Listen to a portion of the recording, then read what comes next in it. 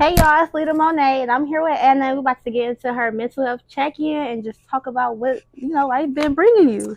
Hey y'all, happy to be here. I'm so appreciative that you came to. Of I'm so course. excited. This is the one that I'm really excited about because I haven't seen you in forever, so it's I like know. a great conversation. I was just thinking about when we was in high school. You used to always come to the gym class with me. I do like to ask, what would you rate your mental health? 1 being the worst, 10 being the best. Right now, I'm gonna say like an 8. Okay, that's good. So what's the components of your 8? Like what all What's leads making up it to up? Yeah. just having people around me that I love. That really helps. Doing things that I love to do, things that make me happy and give me purpose, and just like learning from certain situations. It just all just helps me feel better and just keeps my mental at a good state. Okay. It's always things that you can work on better, but I feel like overall, like I'm really content and happy at where I'm at. That's good. And I do want to congratulate you on becoming a nurse. Thank you. Becoming a mom. Thank you. Just really flourishing in life. Like, I love to see it. Thank you. But to go into our first question, what is something that you can brag about yourself? I can brag and say that I am genuinely a good person. Like, I genuinely care about other people's feelings, and I care about how I make other people feel. Like, I can definitely say, like, I don't do anything that's ill intention. I don't move any way like, oh, I'm gonna do this so I can get this or anything. Like, I never move like that. Like, I have pure intentions for everything that I do, everything that I think about, and like, can't nobody ever say like, oh, she did this to me, she did that to me. Like, let's pull up the receipts because no, I didn't. That's not my character. Okay. So even when stuff happened, I never let it get me out of my character. Like, I don't treat people like, oh, when people do stuff to you that's not nice and then you do things back. I don't. I don't believe in getting back. You know what? Go be blessed. Okay. So that's mature. Okay. More people just need to be genuine. That just be my whole thing. Like, even with doing this is just like, I genuinely be having conversations. Like, nothing else, because I don't bring up no gossip. I don't bring nothing else that's up like on social media. If I'm doing somebody that's big, like, we here to talk about you, your mental health, and what you got going on. And whatever I'm feeling comfortable with talking about. You just making the safe space for people to talk about things like that. So that's good. I love that you just good intent. No negative, no bad vibes type here. Of shit, nothing. All good vibes. Oh yeah. You should be proud of yourself. I love that. I am, because I've came a long way when it came to stuff like that. Like, if somebody do something to me, like, I need to get you back. Like, how can I make you hurt how I feel? But it's like, I realize it don't make you feel better. No. It don't. Like, being mad at others and things like that, it don't make me feel better. It don't make me feel like, I got my revenge. I'm good. Like, no, like, it's not. Being kind to them when they weren't kind to me, that makes me feel better. Yeah, like, it throw them off. Oh, she being nice to me? Yeah. You thought I was going to get you back, but I'm going to treat you with love because that's just who I am. So, yeah. You love that. I'm not going to lie. It takes a lot of growing to get like that because, like, when I say get back is just so normal, it's like you have to do something just so people can't pull your, oh, she's soft, she ain't do nothing card. But, like, child, he going to do it for me. Exactly. He's going to do it for me. That's why I just be like, you know what? I'm not even going to, because when you move like that, stuff always will work in your favor in the end of the day, like, regardless of anything, because you know that you didn't go out your way to do something. Like, you don't win in the end doing that. Nobody is. And it's just a temporary satisfaction at the same time, because one, you might do your big one, like, got your get back, you going to tell the group chat. But like, in a week later, it's just like, dang. You still gonna feel the way that you've been feeling. They still don't care. They don't care. Like, why is they out talking about us in the club? I'm sitting here sad. They should be sad right now. Go home. Like, no, like, blow my phone up. Like, you want that, but it's just temporary. And I just be like, that's what I had to like learn when I really wanted to like make people feel how I feel. Yeah, and it was just like, it never make you feel better. It don't, because people don't have the same heart as you, and that's one thing I say every time. Like, no one has the same heart as you. Nobody is you. You are you. You are created in your own divine way. Nobody is going to be like you. Nobody thinks like you. So, like, yes, I may do this for a person, but that's one thing also to realize. Just because you do stuff, don't always expect other people to do it too. Right. It's not going to be like that. You, like you said, we're different. We're like, you're you, I'm me. Yeah. So if it's not done with like, you just want to do it out of love, like, I hate the people that come back and be like, well, I did this for you. Like, don't do that. Like, some people do it when they mad, that's cool. But like if you tallying shit up for that that perfect moment, you doing it for a reason. Yeah. But like I had somebody on here maybe like a week ago, and they was just like, yeah, they had to really realize how they was like affecting people's lives by doing so much and people pleasing. Yeah. It's like it comes to a point where I have to tell you what I do because you not appreciating me. So I get it from that point, but when it just be like you feel me? When it be like that's when you stop doing it. Mm-hmm. Yeah, because people pleasing is like you overextending yourself so much for another person, and you just getting your arm chopped off. Yeah, give me my arm back. I'm not doing it no more. Like you just can't do it. Like so, but you know, just yeah. Has there ever been a time where you found yourself being the people pleaser? I have found myself like overextending myself for another person, and then when I don't get it in return, it's like I did this for you, I did this and that for you, and it's like it just never, and I never like how it made me feel.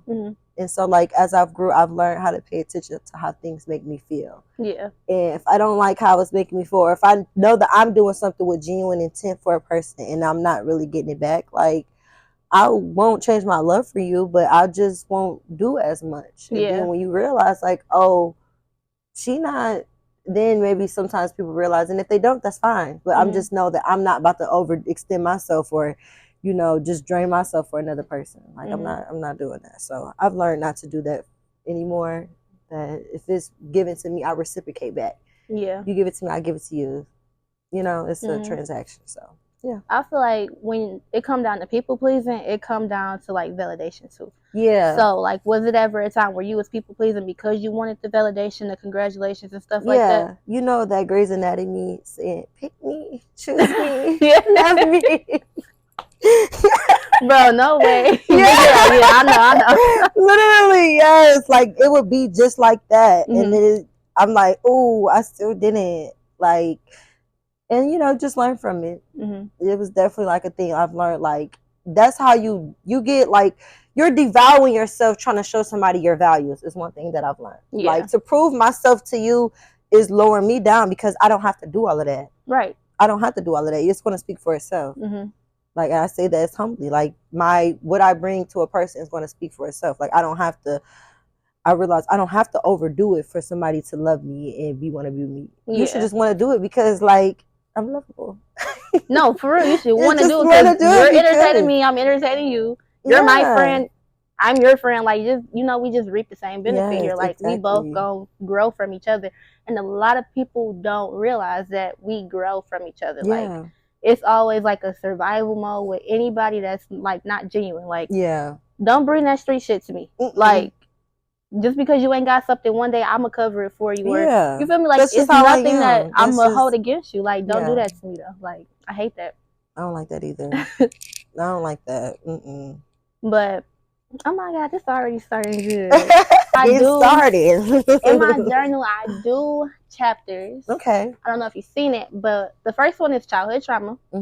After that, we go into support systems, dating, friendships, goals, and career, and forgiveness. Okay. Forgiveness is the last one just because, like, whenever you are doing any type of healing, you need to forgive. Absolutely. Either the person or yourself. You don't have to forgive the person. Like, it's a lot of times I ask people, like, who would you forgive? And they be like, nobody.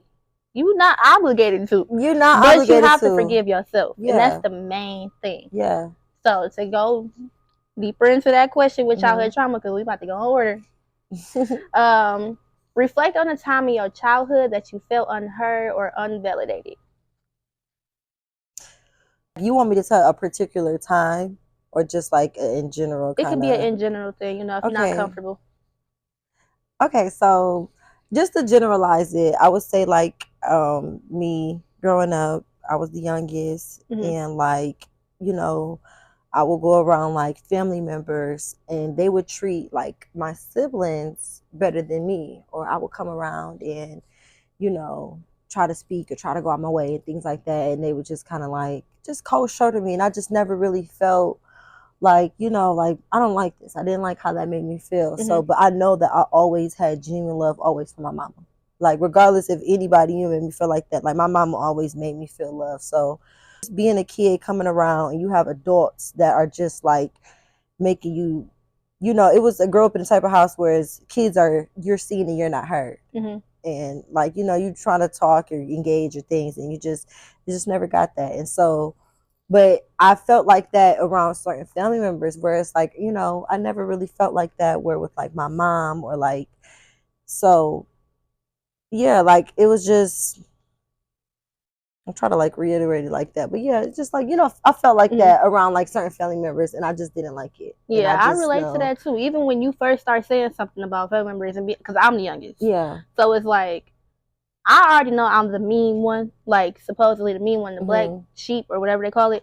But it's like I never had the closeness to my family outside of my sisters. Yeah. And sometimes it was never them either. Like it was always me with my friends. Like me having to get in different cliques of people with middle school or high school or even college, not coming back home because my friends feel like family more than my family. Yeah. And it's like, you don't want to say that out loud because it's fucked up to say it. Like, it is really. That's why I'm just like I want to talk about it, but I don't want to go into depth. But it's like it was definitely one of those things. Like as a kid, it's not fair to a kid to make them feel like they're not wanted, they're not loved, and to the point where you, as you get older, you don't want to be around them. Yeah, that's not fair. That's something that my sister brought up to me. I did a mental health event, and I was telling them like something that I would forgive myself for is being a distant family member. Yeah. And she had blurted out like, you are the first one to leave. And it's just like, seeing it from their perspective, it's just like, dang, I was the first one to go on to university and never come back home. Like, moved out. When I graduated, I had to get the dorms and apartments at school, but I moved out there still. I didn't come back home outside of COVID, but I was still plotting on the way to get the fuck out of there. Like, I need my own apartment. But I never had that closeness to my family. But we always had some type of tradition. We always had something where I could come together. Y'all think we cool and close, but at the end of the day, like it ever changed? Like as you got older? No. Do you ever talk about it with your family? Sometimes I talk about it to like certain family members, certain people, yeah. But when it come down to people, I know that it's in one ear and out the other. It's just it's no point to talk about it because now you are grown. Now it's like it might come out a certain way in my tone that I kind of been holding back since I was a kid. And now I look like the villain with everything. So sometimes it just you don't even need to talk about certain stuff when you know the outcome.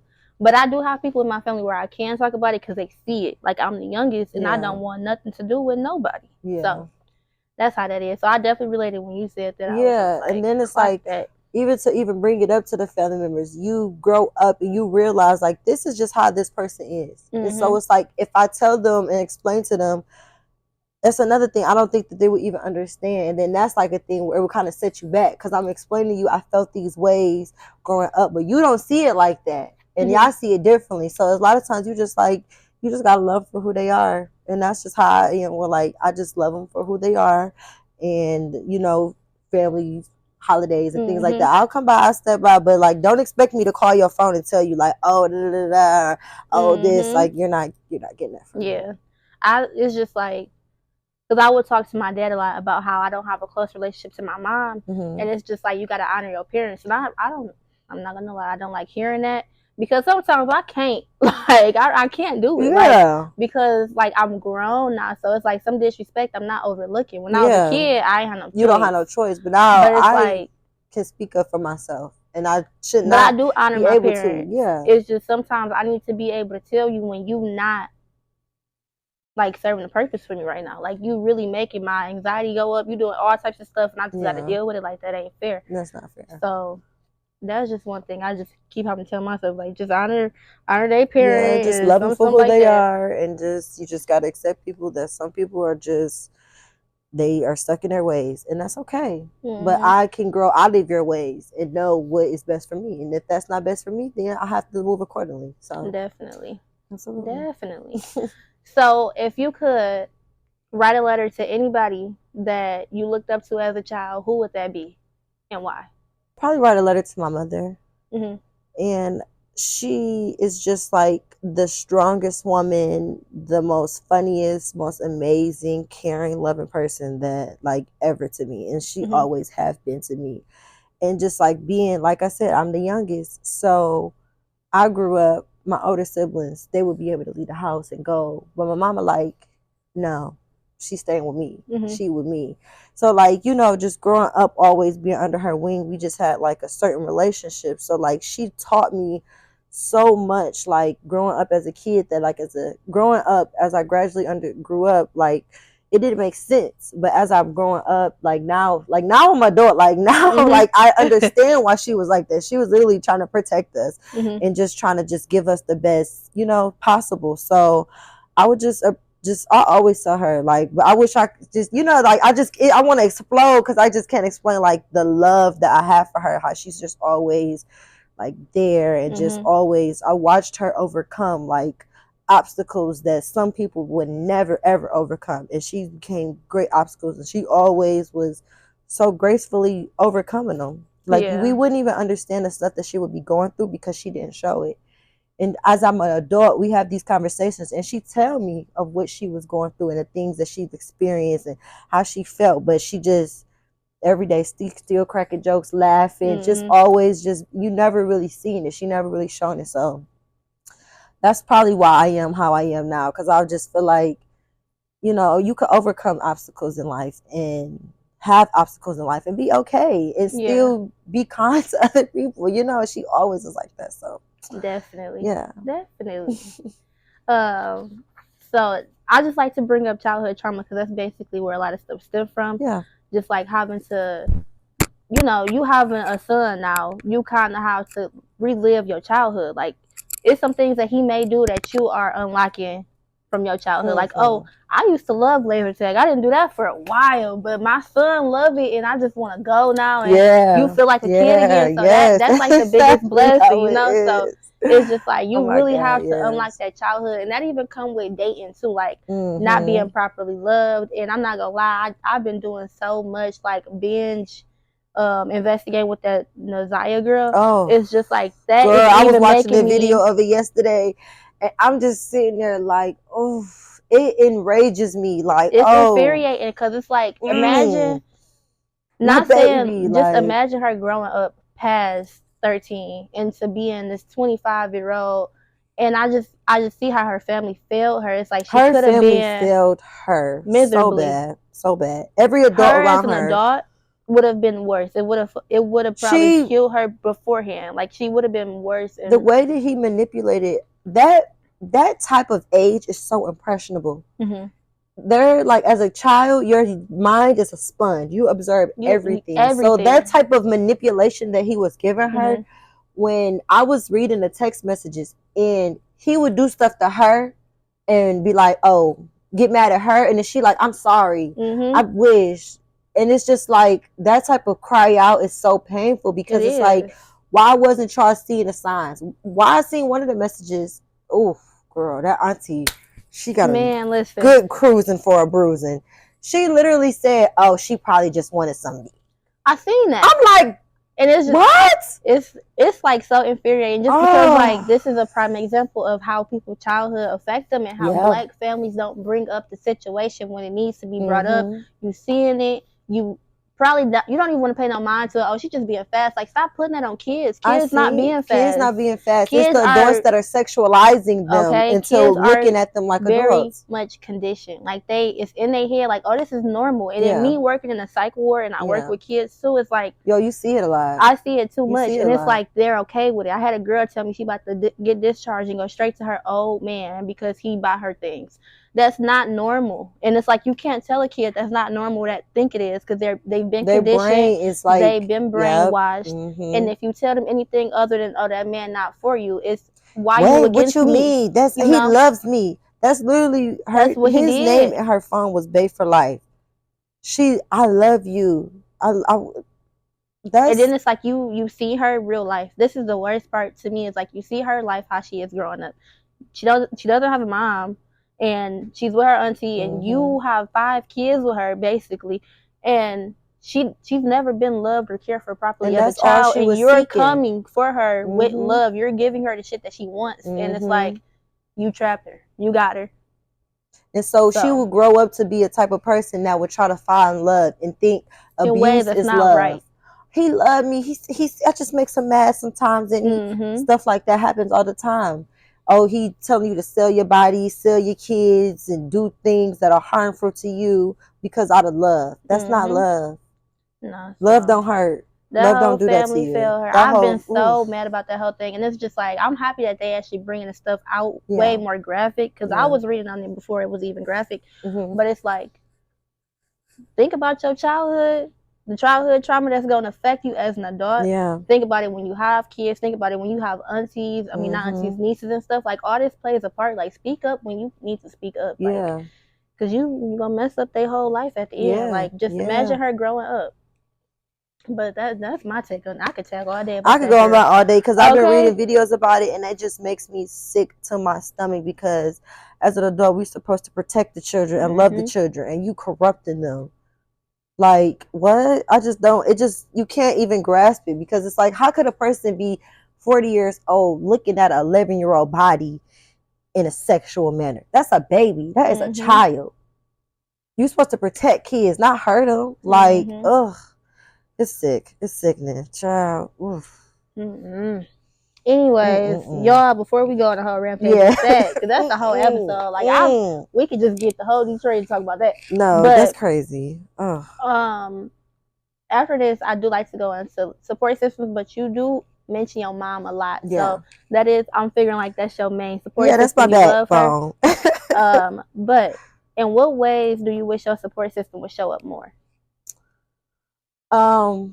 I wish that they would show up more in other ways, as far as like I have my mom, of course, but I have other family members, and it's just one of those things, like, it's one of those don't ask, don't tell. Yeah. Like, you don't ask me, I'm not offering, I'm not doing that, and things like that. So, or ways I always show, like, where I feel like I shouldn't have to be afraid to ask, oh, cute, keep them cute, this and that, where it's like, I can only do it for a couple hours.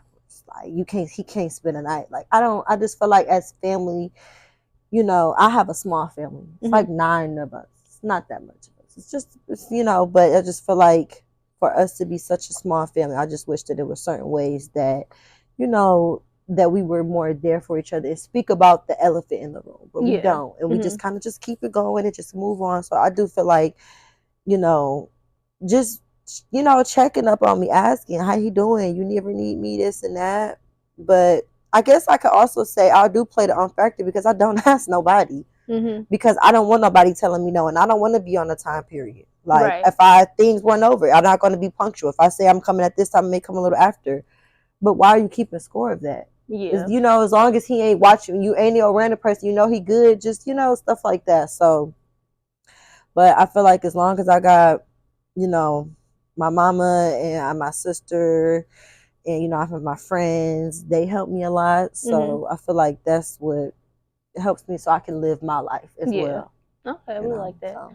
Like, in ways that I wish my support system would have showed up for me is like actually like being there for like milestones. Like, I hold it like really close to me when I just think about my family not truly being there when I graduated college. Yeah. Because in my head, I graduated college at 20 years old. That's amazing. That's, you feel me? Like, you should come out for me and just spend all your money up. Yeah. That's how you feel me? Like, come on now. That's valid. I understand. But I agree. I just, like, I always keep it in my head. Like, I was sad when I graduated, because, like, even though my immediate family was there, my dad was there, mom, grandma, you know, all of them, I was appreciative. But because of how I was in my head at the time, like, I didn't appreciate the people that was there. Yeah. And, like, that's not fair to them. And they sensed it. Like, I ain't hold nothing back. I was pouting the whole day. If I show a video of you walking across the stage, my head is down. Like, I didn't really enjoy none of my college, like, milestone. So it's like, I really wish that my family would have showed up when I said, let's go bowling. Yeah. Why is it only 3 people here? I said, let's go bowling. I graduated today. Like, you know, like, shit like that. Like, it should be about me. And I feel like I need that. But at the same time, I feel like I was looking for validation. So, like, when I graduated, it wasn't like, be proud of yourself, Melita. Like, you graduated. It's see who about to show out. Yeah. And see who really care about it. Who about to be giving me like, oh, I want to hear. I'm proud of you. I want to hear. Yeah. And it's like, I've heard it the whole, because I was only in school for 3 years, so I heard it the whole 3 years. But that's text messages, and, like, you feel me? I want you to actually like be here. Up. I want a card. Yeah. I want the cute cakes that people give their friends when they do something. I want you feel me? Like, the small wins matter, and that wasn't a small win to me, because it's like, I could have dropped out. Like, I could have just been out here just doing whatever I want to do. Like, so that's one way I really wish my family would, like, show up with me more with congratulating me. But now that I say that out loud, it's like it wasn't me seeking validation. It was just something I never got. Like, I wanted and it. It's always, you know, at the end of the day, we're grown adults, but it's always that little kid in us that wants those things. It's always, because you probably remember being a little kid and being around family members and they not being there for you and things like that. So like them not showing up for you is just like, dang, like I feel like that again. I don't like to feel like that. But when you look at it like how, in a different perspective, at least there was people that did show up for you and that was in the crowd cheering you on and clapping their hands, or even the 3 that showed up to go bowling. Like, you know what I'm saying? Those are the ones that matter. All the time too. Now, like even with the events I do for like Note to Self, like I keep all my stuff at a lower number because it's just something in my head that always be like, they're not gonna come no way. Like on birthdays, I don't do nothing big because you're not gonna come no way. Why am I hosting this big thing? And I'm extra, so I'm gonna be buying open bar stuff. I'm not about to like pay for all y'all food and nobody coming to eat the food. Now I gotta be here, be big back and eat all the food. Like, you feel me? Like, it ain't nothing. Now I'm sitting here sadly eating this food. I don't even want all of this. So I never really I never give myself big props, big congratulations, because I be wanting my family there and they don't come. So it just be like, okay, like, I'm gonna just treat it like I'm supposed to do that and keep going. Like, a lot of stuff. Sometimes you gotta be your biggest own, like, and that's what I'm on this year. Like, definitely doing that this year. Definitely be your biggest own pat on the back. Like, even if it's just you and a friend. What qualities about yourself sabotage your relationships? My overthinking. Oh, talk to him. Overthink. Like, sometimes I just definitely just, it'll be a situation or a conversation and I'm just like, oh my God, did I talk too much? I'm not talking enough. Did I do this and that?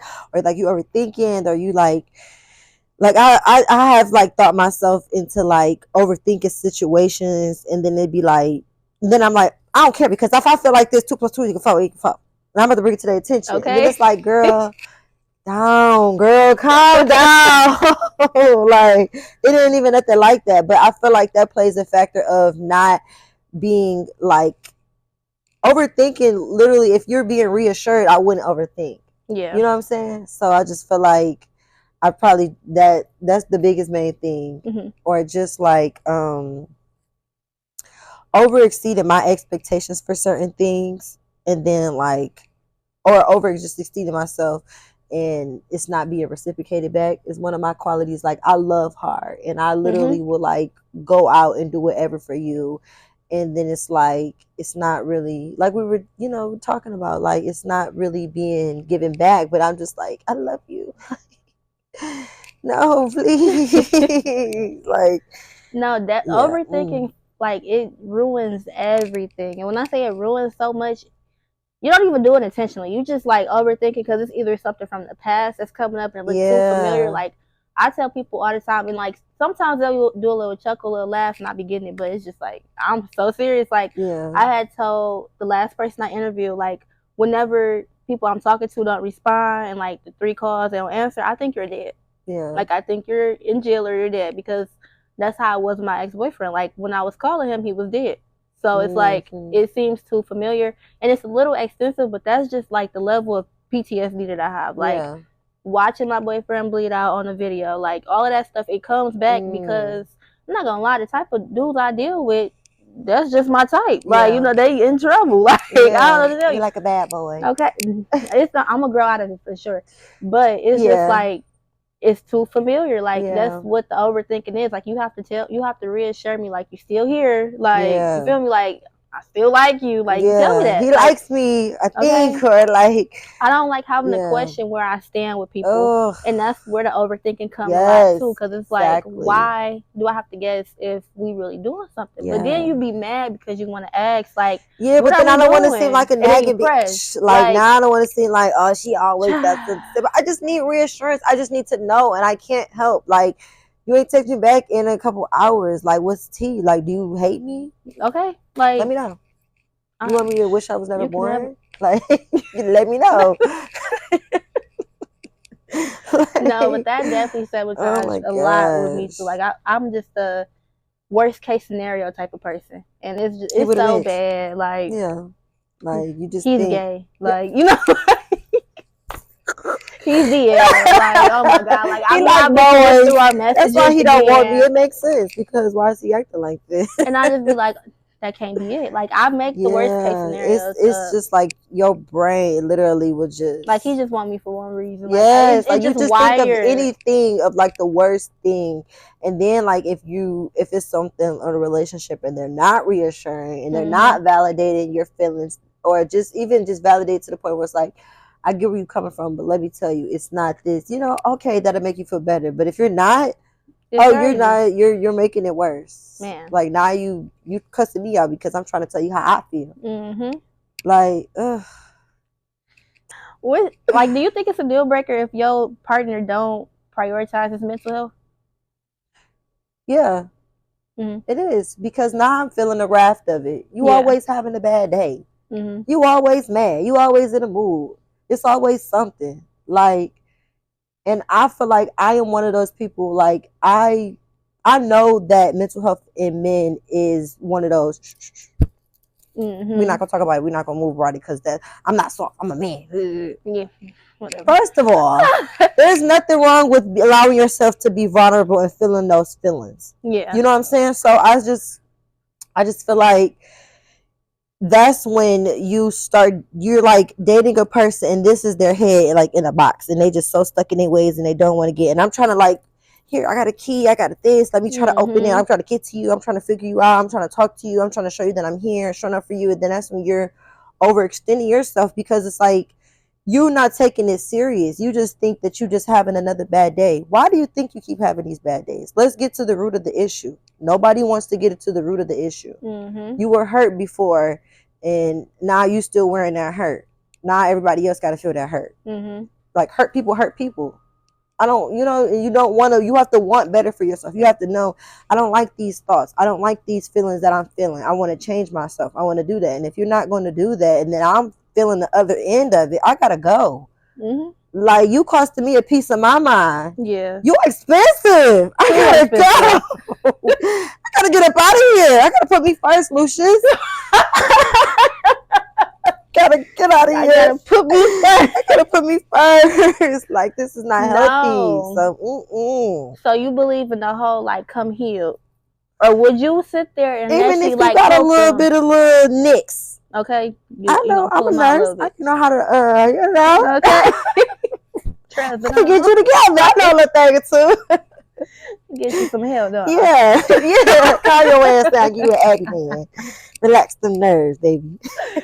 But yeah, I don't know. I feel like I'm always in the position, and I just feel like that's just my calling, anyways. But anybody I deal with, it's like I'm playing therapist, like, and I just hate that. Like, it's not all the time, but it's like something. It's just like I'm always there, like, okay, what you need? Like, you need something, like, let's talk about it. And it's just like, I don't want to do that no more. Like, I want to actually, like, I don't want to pressure you to talk about it. I want to ask the question still, because that's what I'm gonna do. Yeah. But I don't want to feel like I'm nagging you to like better yourself. Yeah, and that's the main thing. Like, that's when I hear people say like, I'm not here to fix you, that's what I focus on. Like, the whole, I'm not about to pressure you to fix you. Like, if you want to talk about it, I'm always here to talk to you. Like, don't even, that's not a question. But if I'm having to beg you to do better and you do better 1 week and you going right back, I'm not here to be your treatment plan. Like, I'm not doing it. No, because you ultimately, it's like you're hindering yourself. You know that, like a punching bag. Yeah, and I don't. You don't deserve that. Like, a person, you don't deserve to be like, oh, are you good? You this, you do that, and then it's like I'm filling your cup up. I'm keep filling yours up. I'm filling yours up. Eventually, it's like you're not pouring back into mine. Yeah, we're not balancing it out. Like, I'm emptying mine, trying to pour into yours, and you're giving me nothing. Right. Just, right. No, that's just one of those things. It's like, I love you, I care for you, but this ain't gonna be it. But I wish you the best, and I hope that you heal. I've had to tell people that, like, I wish you the best. I hope you heal. I hope you overcome any obstacle in your life right now. But yeah, I'm gonna have to get up out of here, because this is just, it's not gonna work out. Like, it's not. It doesn't end well. No, it never really ends well. Would you say you have a good amount of friends, or do you have like your main person? I have a good amount of friends. I have my best friend, which is my bestest for life. And then I have my 2 other really closest friends. And those are like, that's just our group of friends, and we just always show up for each other, and we're always there for each other, and we always have a good time with each other. And so I have a good friendship. Like, I have a good group of girls where I know, like, if anything, I know that they will be there for me, and they know vice versa for them as well. Like, they don't ever have to. I don't have to worry about bringing my man around my friend. Okay, love that. Clock I that. don't have to worry about that. I don't have to worry about my friend talk about me to somebody else. I don't have to worry about my friend take a picture of my panties. You be seeing that? Do you see that the girls will take a picture of their friends' panties as soon as they get married? When you said that, it just took me to somebody's Instagram story like a couple of years ago. And when she used to do my hair, I would bring it up every time. Like, so how was that? Like, it was her panties or somebody else's panties? Her friend took a picture of her panties, but it was like, no, it wasn't a picture. She stole them. Like, she brought them up because she wore them, but didn't tell. It's weird shit. But then it got brought back up. But it was like, when you brought that up, it just.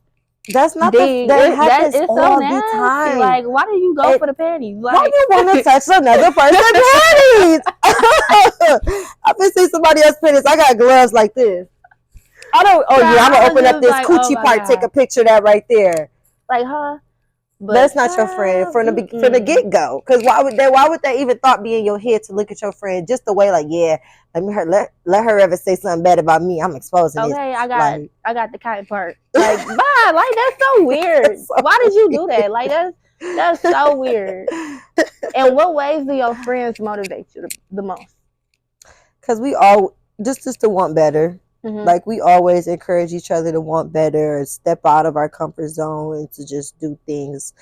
Like, my friends, they're just so, they're go-getters. Like, they don't have to worry about nobody just handing them out or anything like that. Like, they'll go to work and do what they want to do. So I just feel like I love having friends like that around me, because it's like, we all just equally just trying to just get it. We all got the same goals. We want the best version of our lives. We all want to be on vacation and happy. So we all just want just the best for each other. So yeah, we definitely supportive for each other. And like, when we have conversations, we hear each other. Even though my friends, we be talking to everybody, just literally talking at the same time. Everybody be having something to say, but we always just like bring out the best of each other when we together. Like, that just always, like, we'll have a moment like, y'all don't even understand I've been going through, but it just, when we together, it's just always it's a safe space. Yeah, it is. It is. And it's really important to have friends like that. Absolutely. I love that. It is. Thank you. I love it. I love my baby girls, my baby dolls. I hope y'all watching this. Dive into goals and career. What is your ideal life? All right. So my ideal life is me in a big house with a big yard and a nice, a couple of animals here and there, and a couple kids, my husband on the grill. I just caught the girls over because he just threw some leeks. He threw some sausage patties on the grill, and just like, everybody come over, have a good time. Got the kids running around. Stop all that running. Y'all sit down. Like, I got it all split out.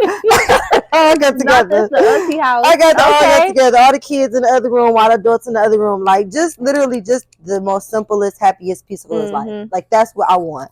Like, just everybody coming together. We laughing, talking, sharing memories, and just calm. And I have where my biggest thing is, like, being able to just go places and do whatever I want to do, and not have to worry about this or worry about money and swipe my card, or if I want to go somewhere, or if I want this and that, like, that financial security. Yeah. Like, that's one of my biggest goals, is to be able to just be able to afford whatever I want. Yeah. Whatever I want to have, whatever I desire. So, yeah. Okay, yeah. Like that. Do you feel like you wanting that to be your ideal life is because you lack in some areas where you feel like you wanted that growing up? Yeah, absolutely. Okay. Absolutely. Growing up, having that, and being able to see, like, a nice, peaceful, calm, nice father in a home, leading a home, like something like that. And I want to be able to give that to my children, being able to have that so they can always, feel at home is the safest place to be. I want to be at home. I want to be able to give my children that. Valid. We like that.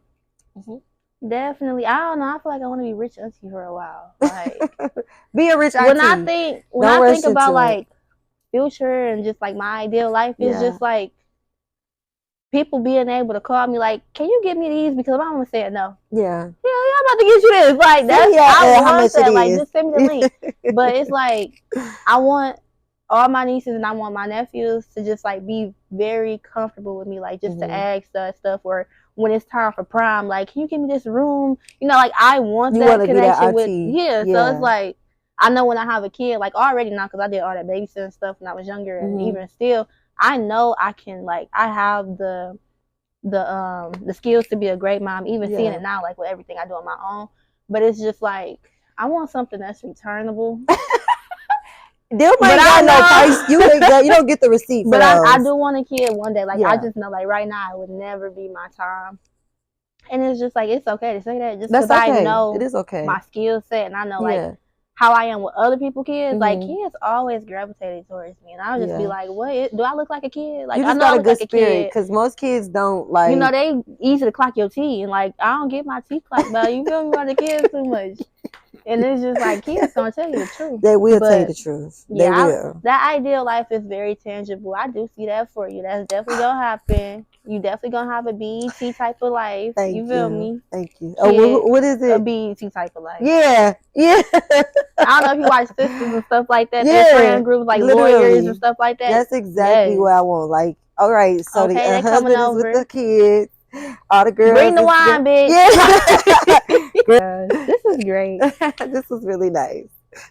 When it come down to working a lot, because you are a nurse, so you know, like nurses, they get a lot on their plate. I do, definitely. What is one way you wind down from that? Whining. Whining. Whining. Whining like crying, whining. No, I mean like whining. You know, when I get off work, I like to just take a shower, watch a movie with my son. A lot of times he want to play. Maybe we about to watch this movie or we going to read us a book where I don't have to get up and move, you know, or just like when I get off work and I clock out from getting off work, like I leave that at work. I don't bring it home because I do deal with a lot of stuff at work. And sometimes some days are better than other and there's stressful situations or just hearing stories and things like that. Like it just be a lot. So my best way is to just leave it at work. I talk about work, but like, unless it's like a funny story or something like, man, I really was interested or, you know, something like that. Cause I see different types of stuff all the time. So my biggest way is just relaxing. I love to watch TV. Put me on a good show, good movie, eat some food, you know, or read my book or something like that. Or sometimes like when I get off work, even though I just worked back to back and I got to work the next day, I'll still go and hang out. You know, I may don't get no sleep, but I'm just running off vibes and stuff. Okay. I'm okay with that. I know I had a good time. So like that's me just like letting loose and just having fun. And then like I'm at work and I'm just so like me at work is just so different. And then I'm like, y'all don't even know I was just out like all night and I'm at work like so, you know, just having that life balance of outside of work. Like work is work and outside of that is me and doing things that I like to do. Sometimes it's nothing. And that's fine. Absolutely fine. And I feel the same way when you leave it at work because dealing with mentally ill patients for 12 hours. I work 12 too.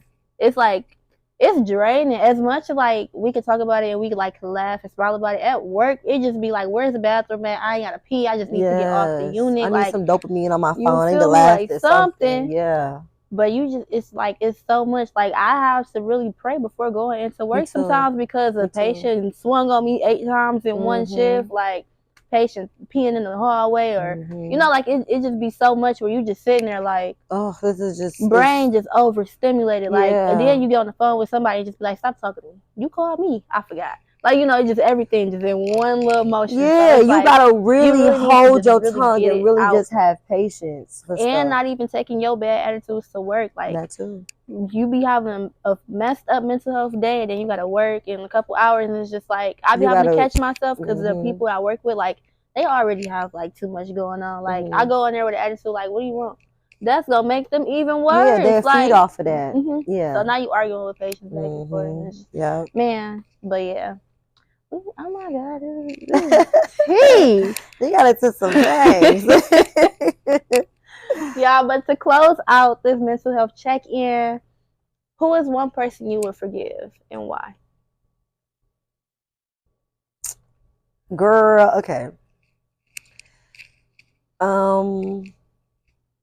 Say the biggest person that I forgive is myself. And I literally just, that's funny that this is a question because I was literally just reflecting about this in my diary when I was talking to myself about myself. And I was just saying, like, a lot of stuff, like, I forgive myself because, you know, a lot of times when situations happen and you get hurt and somebody does something for you, I'm quick to just be what they did, you know, just quick to, oh, well, they did this. But I also have to learn that I play a own part in my own suffering by reopening doors that should have never got reopened, or just allowing things or people to do things that I normally would not allow. So I forgive myself for allowing these people, because it's like, sometimes I'll be so full of love and I'll just be so understanding and so for ways, and I get hurt. And so it's like, I feel like, why would you do that? You know better than that. Like, you should have, and you get this talking to yourself like, you knew that this person's like this. You knew this is that. And this is me reflecting thoughts of like overthinking. Oh, I should have known better. I should have did this. You should have did this. Why would you go back in this? And then I'm like, it's okay. Like, you know, you learn from it, you move on from it, you know not to look at things differently, you know how to move differently. So it's okay. Like, girl, you have to forgive yourself, because then I'm be going around, I feel these hurt, I feel these things, and I'm pouring it onto other people. I'm putting it on other people's plate, because it's like, I'm not understanding of like myself, of why, what, you know, this happened, but why did this happen? What led to this happen? You things, or what is the things that, you know, just really just reflecting on it. So that's one thing I've really just been learning to do. Like, it's okay to make mistakes. Like, I'm human. Like, I'm not perfect. I don't know everything. I don't have it all together, but it's okay that you forgive people that you should not forgive, or you do things extending yourself, because that's just who you are. And it's okay to be like that. You just know how to pour it into different cups that are pouring it back into me. Yeah. Not I'm pouring my cup. Now I'm a empty teapot. No. Okay. So yeah. We love that. That's it. That's all. That's my favorite thing. I love that. But it's just, I love when people can like really like go back into themselves, and like, cause it's just something that I struggle with sometimes. Like, when I do these, honestly, it's like, it helped me out more, because it's like a lot of things that I bring up, I just be thinking nobody else is going through this. Oh, baby. You feel me? And everybody really be so relatable and don't even be knowing it. They be listening to Rod Wave smoking, thinking nobody can relate. Come on. No, like, because I know that in this world that we live in, like, it's not always going to be peaches and cream. Like, there are going to be trials and tribulations. There are going to be obstacles, but you just got to know how to just maneuver it. And it does feel good to know that, like, I'm not going through this alone. I'm not the only person that's going through alone. And you're like, wow, other people could go through it and still smile and still get up and still, you know, show up for others. And it's just like, okay, I can do it too. Yeah. You see all the time. You could just, okay, like, you know, it will be okay. Like, this is just, that's why we live tomorrow. Okay. Y'all, this has been a great mental health check-in. I got to catch up with my girl Anna. We went to high school together, and honestly, that was a great time. Yes, y'all gonna have I was finding myself too, and just like dipping, dabbling in different friend groups. But honestly, like, when I tell you, I was looking through like my Dropbox and stuff and seeing like our videos and stuff, like, you were a genuine friend. Even though like afterwards we just went our separate ways. I like, just switched your high schools after that. But it was just like, I still have a memory of you being a genuine friend, and I'm younger than you, so it's like, you feel me? So I really did appreciate that. And I posted it in my close friends. I was like, y'all, look at life just being a whole full circle. I think I got so many. I got so many pictures. I was like, this is great. But I do appreciate you coming Thank and you for talking to me having about me. your mental health. Thank you. And y'all don't forget to go get you a journal and some Go get Barnes y'all a and journal. Noble. I'm gonna have to go get me one too now because I'm intrigued. Yeah. And I love what you're doing, and keep doing what you're doing because you definitely are making an impact on our community. Thank you. I appreciate that. Look at that, making an impact. You are making an impact. We need this. So thanks for having me. No problem. All right. I love it. Thank you. Thanks for having me.